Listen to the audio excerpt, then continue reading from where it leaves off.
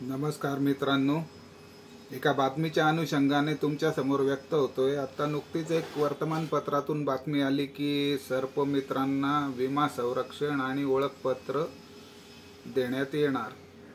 तर या बातमीच्या अनुषंगाने माझा या गोष्टीला विरोध अशा कारणाने की याच्यात पारदर्शकता जपली जाणार नाही।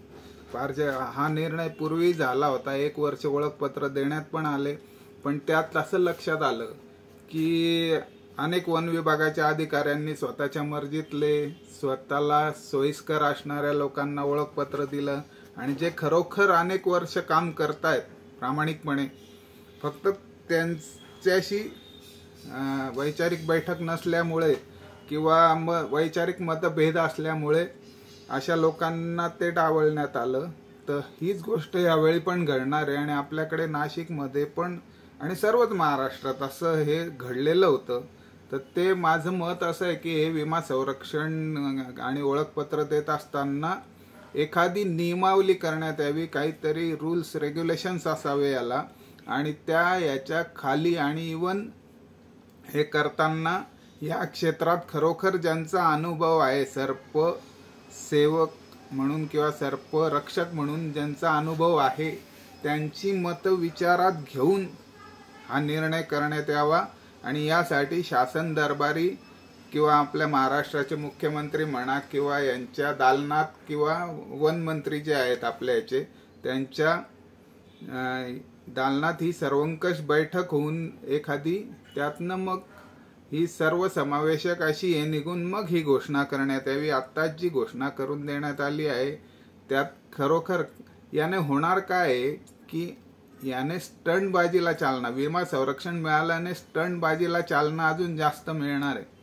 आत्ताच वन विभागाचा असाही कोणताही अंकुश नाही सर्पसेवकांवर, सर्परक्षकांवर किंवा सर्प संवर्धन करणारे किंवा निसर्ग संवर्धनाची जबाबदारी ज्यांनी उचलली साप वाचवायच्या दृष्टीने त्यांच्यावर। तर त्यामुळे पहिले या नियमावलीचं काटेकोर पालन व्हावं।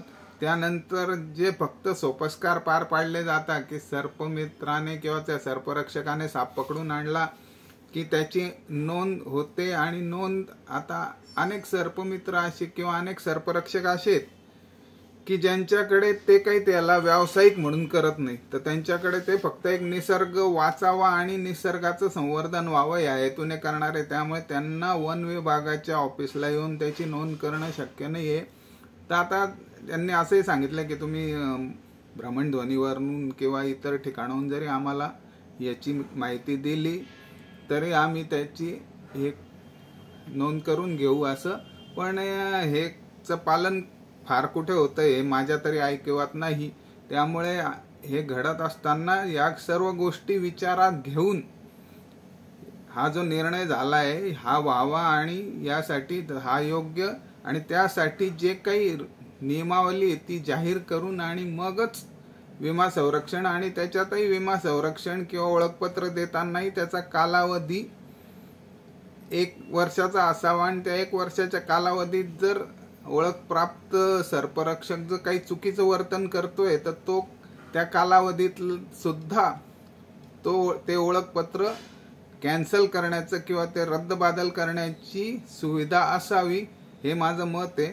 आणि हे घडावं जेणेकरून पारदर्शकता अबाधित राहील, आणि या दृष्टीने ज्यांना खरोखर वाटतं ना निसर्गाचं संरक्षण व्हावं किंवा सापांचं संरक्षण व्हावं, जे स्वयंप्रेरणेने या क्षेत्रात उतरलेत त्यांनी आजपर्यंत, म्हणजे मी तर पाहिलं आता व्यावसायिक सर्परक्षक आणि म्हणजे अक्षरशः धंदेवाईक याला दृष्टिकोन आलाय। अनेक सर्परक्षक पैशांची मागणी फोनवरच, इतके पैसे द्यावे लागतील तितके पैसे द्यावे लागतील, तर ही करून अनेक सर्परक्षक त्या ठिकाणी घेतात, दिले नाही तर लोकांशी वादावादी करतात। त्या घटना अतिशय चुकीच्या आहेत, त्या घडू नये, आणि हा निर्णय होताना या सर्वंकष गोष्टीचं पालन व्हावं एवढीच मनापासून अपेक्षा। धन्यवाद।